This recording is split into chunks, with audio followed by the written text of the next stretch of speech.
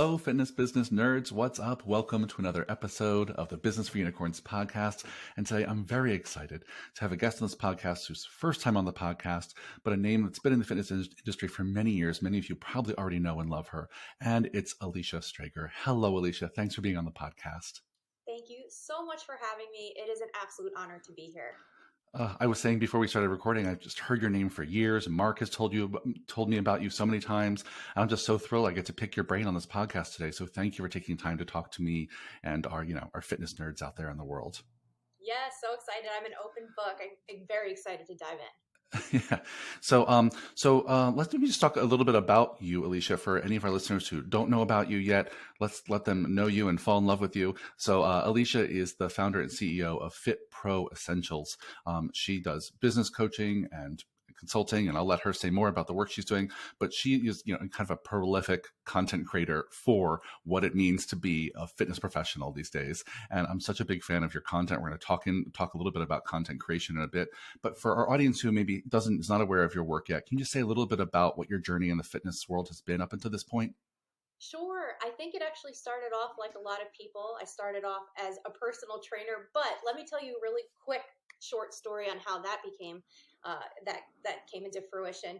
I wanted to become a physical therapist pretty much for years and years. And my senior year, I waited too long in college. I waited too long to book my internship. And at that point, I needed an internship, specific internship to graduate, but the only thing available was at a local gym. And so I was like, okay, we'll do this thing. They put me in charge of an obesity program at the local gym at UNC in Greensboro. And I was like, I'm an athlete. I've never really worked with this population before. I don't know what I'm getting into. I'm a little Mm. nervous. And when I started, honestly, that internship changed the course of the rest of my life because I fell in love with our clients.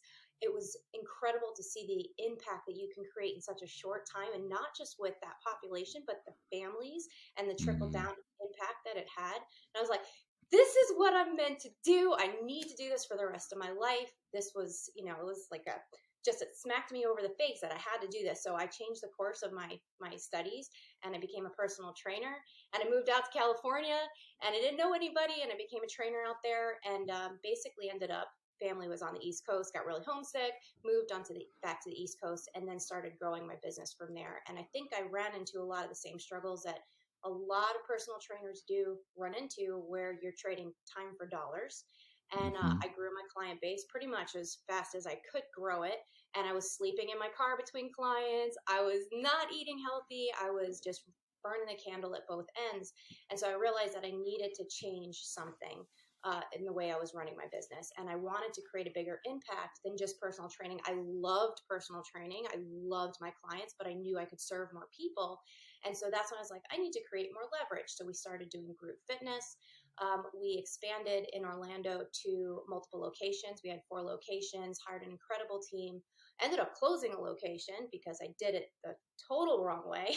I wasn't Mm-hmm. delegating properly. There was not 2 of me at the time. And so I learned a lot along the way. And I ended up selling my business back in 2017 and have been, coaching and helping other fitness business owners and health coaches and sharing my journey, because one of the actual ways that I grew my business so quickly was through content and Mm-hmm. creating content. And connecting with the right people and adding value. And so not everybody became a client, but a lot of people did. And I was able to I grew very organically, but I was able to grow without spending a ton on my marketing budget because our content did a lot of that heavy lifting for us. So that's why I'm so excited about content. I love it so much. And I also love that it puts like you are such a huge content creator too. Just this podcast that you're doing is absolutely amazing, but you're leading with value and you're helping people. And whether or not they ever become clients, you're making a difference in somebody's life. And so that I love running my business that way. Clearly you do too. And so I think Yeah. we'll be friends after Well, this too, yeah, for sure. 100%, 100%.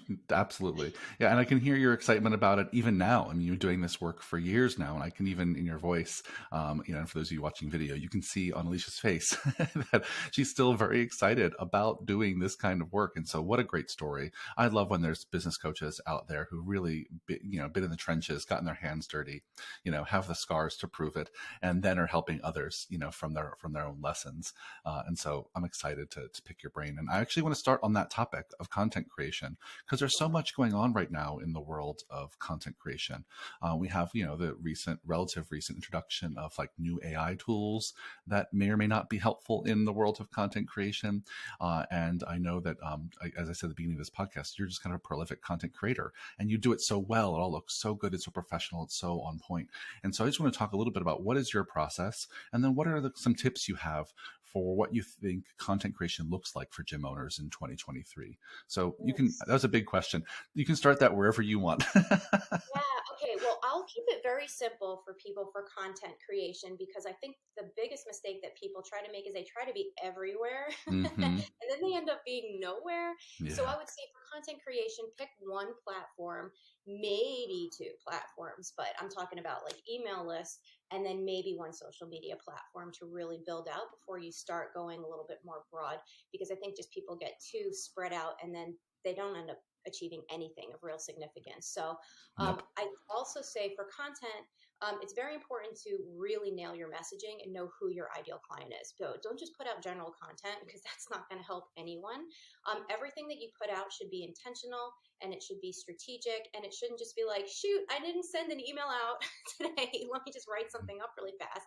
It Yeah. should be a well thought out strategy that aligns with your business goals, whatever Can I, those may be. yeah, can I pause there for a second, Alicia? Because there's just one piece of that you said so quickly, and I want to highlight it because so many folks I see out there in the fitness world are creating content that is based on the things that they and their team are interested in. And they're not doing what you just said, which is having a really clear avatar, having a really clear client that you're speaking to, whose problems you're solving, who you're creating content for them. So creating like Yes. audience focused content, it's so Yes. huge. So I just want to underline that for our listeners. Absolutely. That is incredibly important. And a lot of times we end up making decisions in our business, not just the content for ourselves instead Yes. of for our clients. That's actually one of the first things that I always do when I'm making any decisions is put myself in my client's shoes and how is that going to impact the client Hmm. before I make any decisions, because that's ultimately, the business is focused around your clients. And so that's incredibly important to make sure. And so don't picture like all of these people reading your content. Just focus on one person, like Yep. your ideal client sitting in front of you, and have a conversation with that person. That's it. Beautifully So it said. takes a lot of the pressure off when you can narrow the focus down to one person sitting in front of you. So for content creation, I also see a lot of people creating content just for the sake of creating content. So it's really important when you're building out your strategy to make sure it's aligned with your offers and your program that you have out there in the market, and that you're really connecting with those people. And then making sure you're actually marketing, because a lot of people are like afraid to actually put an offer out there with their content. So I love the 80-20 rule, 90-10 rule, 80% high value, but using the PS is a great place to have a soft pitch for your offer or thread it in there. And then don't be afraid for 10 to 20% of your marketing to be straight pitch. You've earned it. You've built that relationship. And I do believe you're doing your market a disservice if you don't put your offer, programs, products, Hmm. services in front of them, because that's where the real transformation is made. It's in your program. It's when they're signed up, invested in a client, they agree to follow your program, right? And reading Hmm. your content is going to get them maybe a step or two closer and build that confidence and know that you're the right person to help them. But they're really not going to make that life-changing transformation unless they join your program. Yeah, I think those are two great tips, right? Having 80-90% of your content being really value building, and then maybe 10-20% really being just a straight pitch, trying to get you to take a next step of some kind. And you're right, in email marketing, a PS can be great for that. Captions can be great for that. Story links can be great for that on Instagram. Right? There's so many ways to then just make the pitch. You mentioned here that, like, don't create content just to create content. It really has to be driven by a strategy. And I know when I talk to some people, as soon as I mention like you need a marketing strategy, they get a little nervous. They think of that as being like such a big deal. Like, well, give me just break down for our listeners, like, what does it mean to have a marketing strategy? What's an example of a marketing strategy? Sure. Well, it can take on a lot of different looks and feels for your Hmm. business. And so sometimes it might take a little playing around with too to figure out the right one for your business. For sure. But a marketing strategy, once you know your business goals for the year, you break them down into monthly goals. And what is your objective for that month? Is it to sign up 5 new clients? Is it to sign up 50 new clients? And then you're breaking that down. How many leads do I need to get to sign this many clients? How many people do I need to get into my warm audience? And then from there, that kind of directs where you're going to be spending your marketing efforts, right? And so you're going to need, okay, I need this many leads, or I need this many people to opt into my list. How am I going to make that happen? And then all your content is basically structured around that in a way that's fun, engaging, and adding value to your audience at the same time. Yeah, well said. I think it's a great summary. That's a great summary. Yeah, people get hung up on like, I don't know what a big strategy is. Well, the strategy is just the how are you going to get there, right? You know where you want to get. You know where you're going, or what the goal is. This is just the how. How do you intend to get there? Is the strategy. So let's talk about this. Another lens on content is that there's different layers of content we need. There's the type of content we need for a cold audience, people who just don't Yep. know who we are at all, kind of content we need for a warm audience, kind of content we need for existing clients or super hot audience or past members. So Yeah. can you kind of break down how you think about creating content for those different levels of audience? Oh, I'm so glad that you asked this question. We call this top of funnel, middle of funnel, bottom of funnel. It's like an Mm-hmm. upside down pyramid, right? And Yep. so the messaging in each layer is got to be completely different because, and I know everybody's heard this analogy a million times, but you're not going to ask somebody on a first date to get married. It's just not the way that we work in relationships. And I think it's really important to remember that every like or every view is an actual person and it's not a number. And so you have to treat them as like where they're at in their journey in getting to know you. And so if somebody has no idea who you are, that's your cold audience, the top of the funnel. Like, how would you talk to somebody who doesn't really know you? You're not going to like dive in and tell them Mm-hmm. everything and then be like, hey, let's still come sign up for my high ticket program. You're going to get to know them. It's like a getting to know each other. You're going to share some value. You're going to put out maybe one step that can help that person. You're going to show that you can connect and you understand where that person's at in their journey and meet them where they're at. And then it's building that relationship. You're just getting started. You want to show that you have something to offer and that you just want to lead. I love to lead with value. This is always the way that I've talked about it, is sharing something with value, and that you understand who that person is and what they need. Okay, and then the next step, you're going to dive in a little bit deeper. And this is where I love, like, from trying to get somebody on your email list, this could be Mm-hmm. considered middle of funnel, right? Now you're building and developing that and nurturing that lead. You're going a little bit deeper. Maybe you're sharing some case studies. You're really talking specific to the challenges or where they're getting stuck or something that could be a really great opportunity in their life or create kind of a mindset shift and helping them build their confidence and that relationship with you. And then bottom of funnel people are like, I'm probably ready to buy. Like, I am a Mm-hmm. super hot person. I am excited. Anything that you put out, I'm going to be interested in.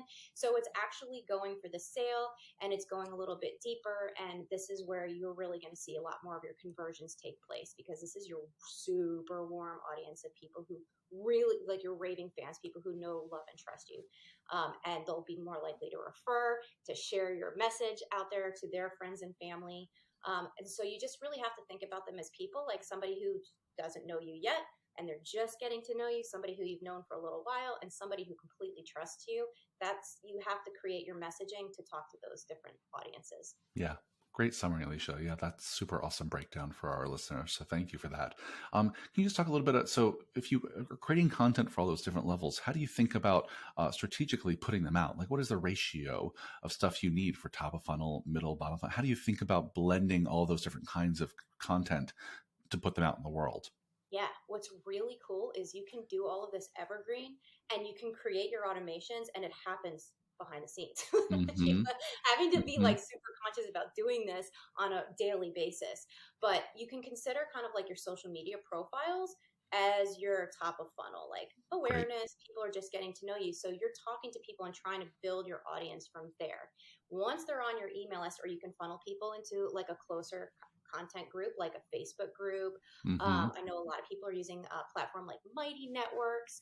Yep. So any kind of like closed group, that's where you're really developing those relationships, right, in your email list. Even though it's more of a one-way conversation there, they're on your list. And I would just read a stat that said 58% of people now will check social or their email before they even check social media in the morning. So I know Wow. a lot of people are thinking like the message has been out there that email marketing is dead. It is so far from dead. In fact, in 2023, I really feel like that's one of the main focuses where I'm going to be putting the Mm-hmm. attention in my business.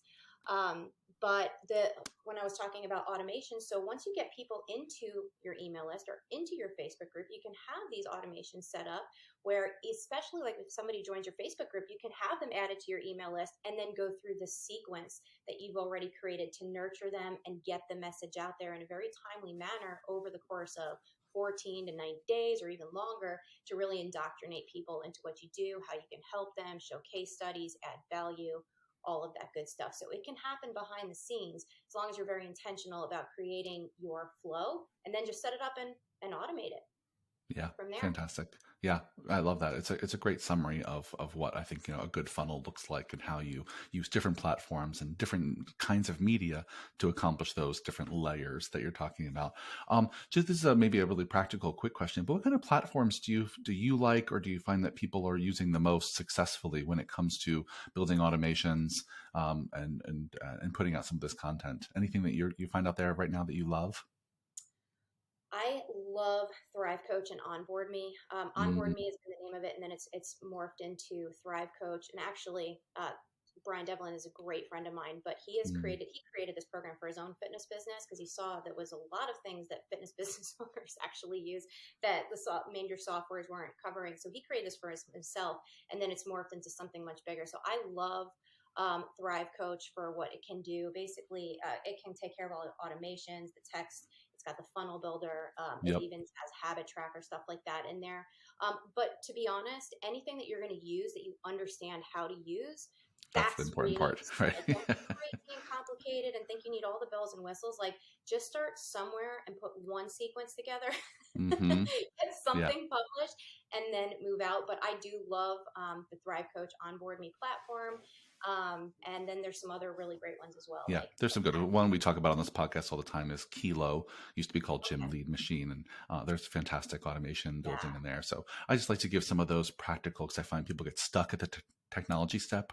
Like I can't sure, find the right tech, and I think your tip there makes a lot of sense. Which just find one that you can learn how to use. It exactly, doesn't matter, and that you can afford.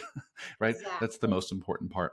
I want to go into Facebook groups in a second, but I want to stick with content creation. Go ahead, you were going to add something else. I was going to say something. So if tech is the thing that's holding you back, and I know that Mm, you're a big fan of delegation yep. and really empowering people on your team to take ownership or hiring other people as well, but don't hold yourself up and be the bottleneck in your business if tech is one of those holdups.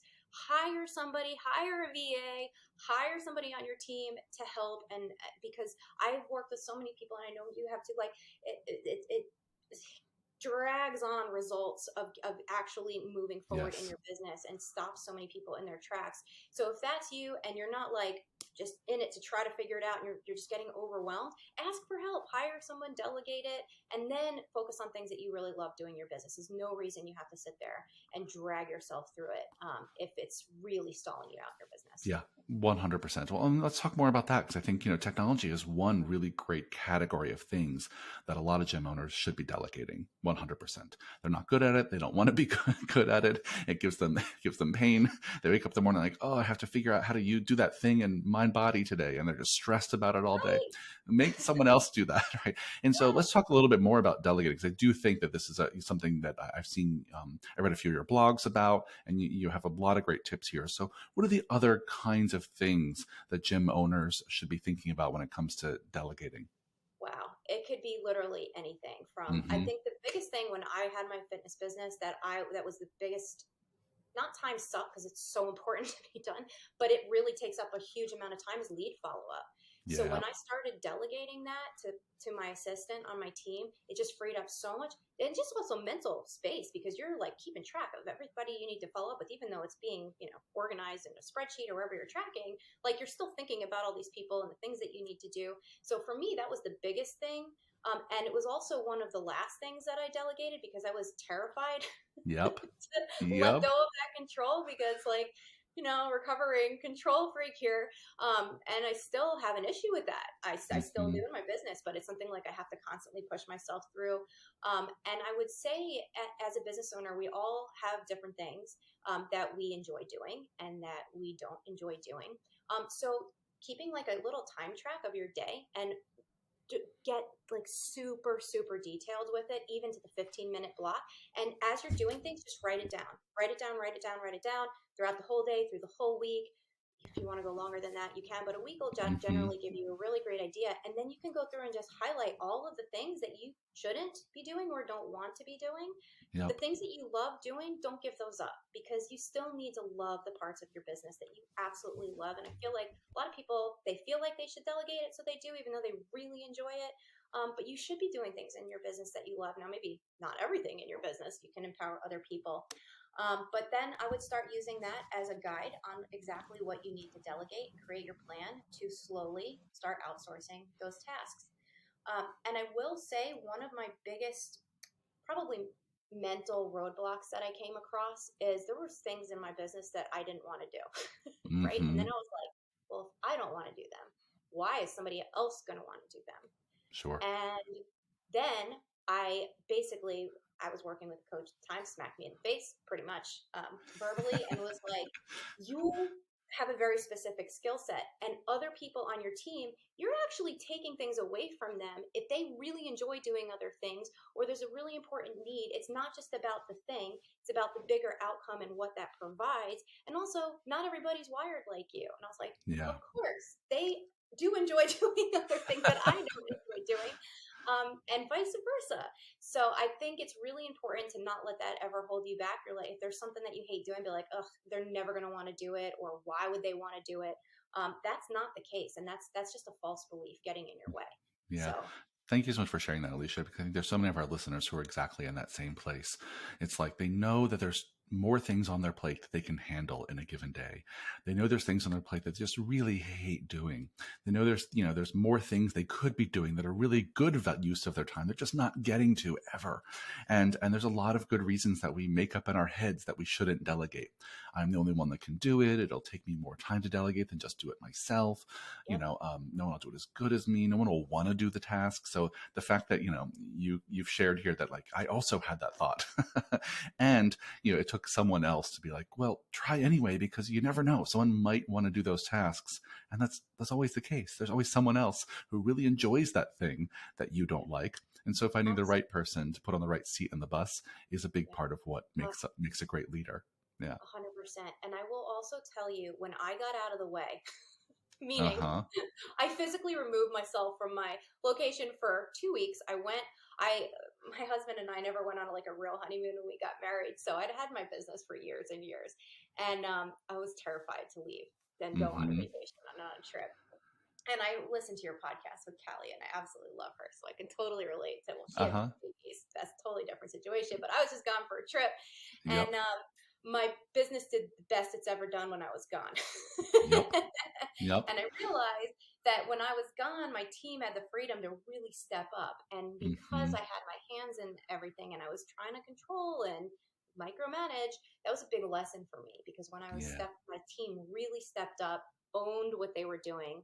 And when I came back, I ran my business in a completely different way because I realized how capable they were and I was actually getting in the way. So, Yeah. Yeah. Beautifully said. I think that's another great lesson for delegating is like, force yourself to delegate by planning a 2-week trip, right? And then you'll see that people will be fine. The place will not burn down. People will step up. In fact, some people will perform better without your eyeballs on them. And so yes. give them a chance. Yeah, that's amazing.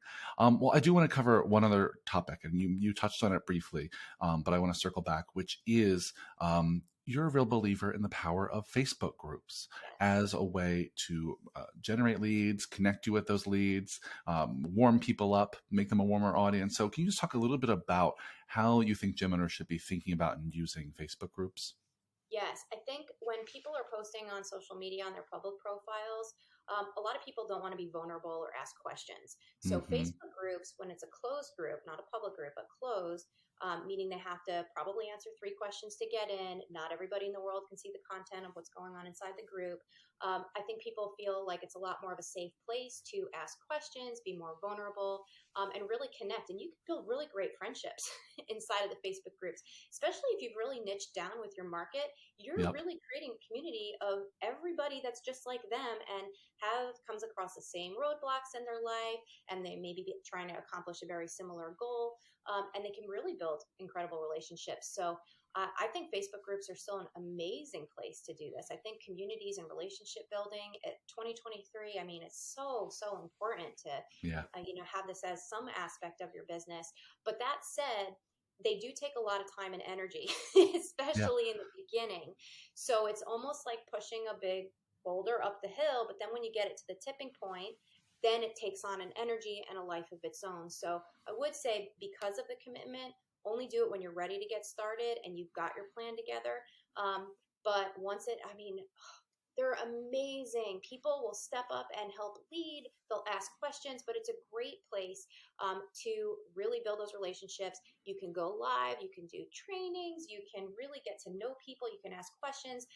You don't want to overcoach in there. That's really important to make sure you're not like giving your whole program in there, but you're Yep. really trying to build the relationship, build confidence in them that they can accomplish their goal and that you are the right person to help them to be able to achieve that goal. And then obviously, I think sometimes people don't like to sell out of their Facebook groups. I'm a big fan of selling out of Facebook groups. Yeah. People, that's your warm audience. Like, people are really, they have that relationship. Like I said before, if you don't offer, like, you're doing that person a disservice. So I think you should be selling out of your Facebook groups, following that same 80/20 90/10 rule. Yeah. Yeah. I think well said, my friend. I think that's it. And I will say this, that I think these days, for any of you listening who are like, wow, why are they talking about Facebook? I will say, for any of you who are just like anti-Facebookers or turning your nose up at Facebookers or thinking, why are these boomers talking about this old platform?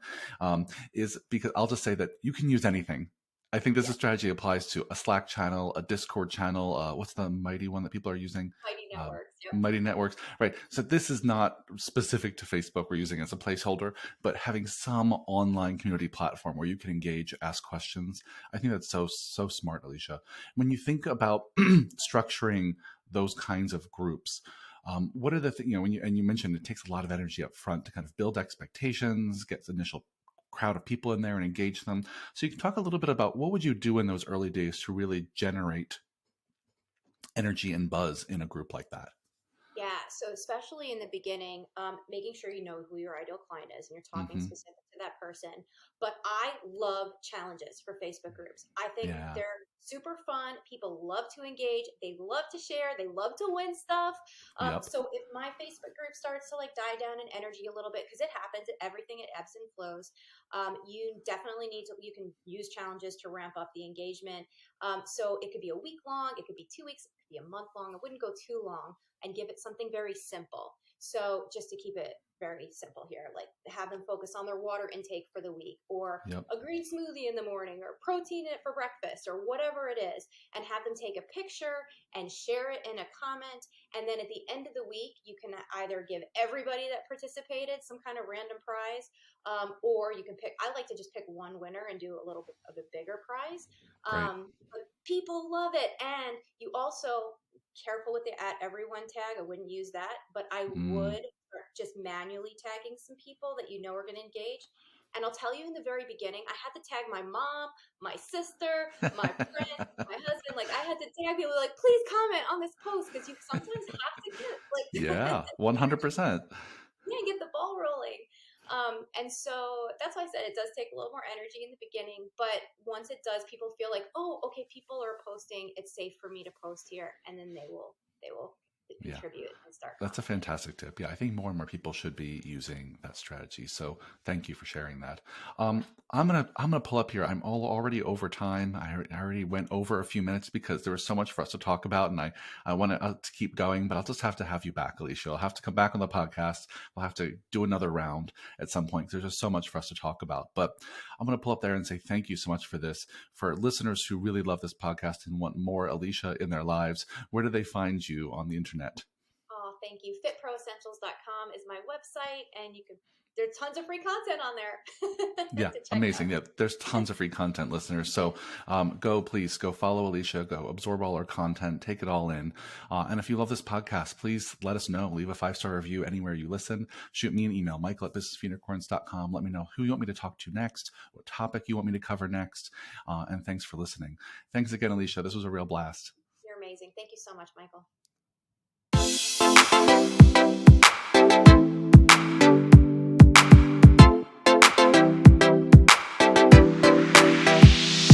Hi again. I want to remind you about an awesome free resource we created for gym owners. Have you ever found yourself overwhelmed with your gym? Just not sure where to put your efforts to get the next level? Well, head to gymownerreportcard.com and you can access a totally free assessment that will help you identify exactly where to focus your efforts so you can get crystal clear on the next best steps to create the gym of your dreams. One more time, that's gymownerreportcard.com.